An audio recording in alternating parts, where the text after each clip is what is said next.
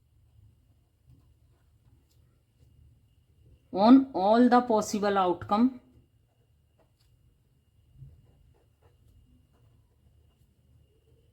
Possibility के base पर ही होता है ये।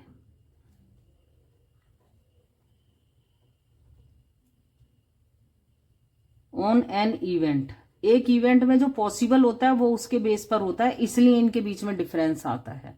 अब उसने अगला क्वेश्चन जो पूछा उसने कहा है what would you expect to happen if the roll of the die 60, 600 and 6000। तो इसका हम आंसर दे देते हैं as the number of the trials,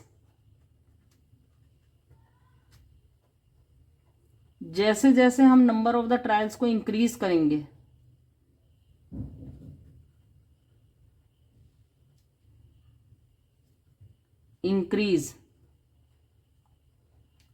for example 60, 600 and 6000 times the experiment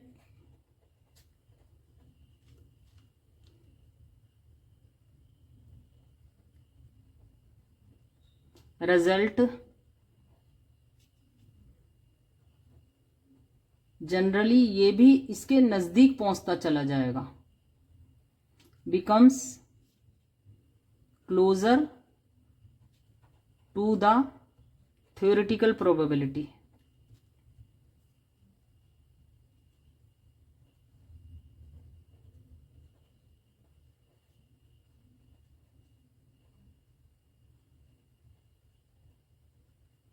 देखिए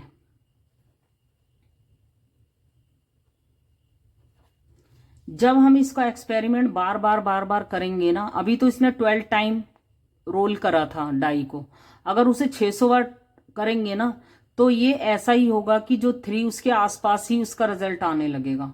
तो यहाँ पर इसी टाइप से होगा, जितना ज्यादा हम उसको एक्सपेरिमेंट करते चले जाएंगे, जितना ज्यादा हम उसके नंबर ऑफ उसको टॉस करके देखेंगे, तो जो इसका रिजल्ट था ना 6 पॉइंट ये जो था वही रिजल्ट बिल्कुल इसके अंदर आने लग जाएगा, उसके नजदीक पहुंचता चला जाएगा।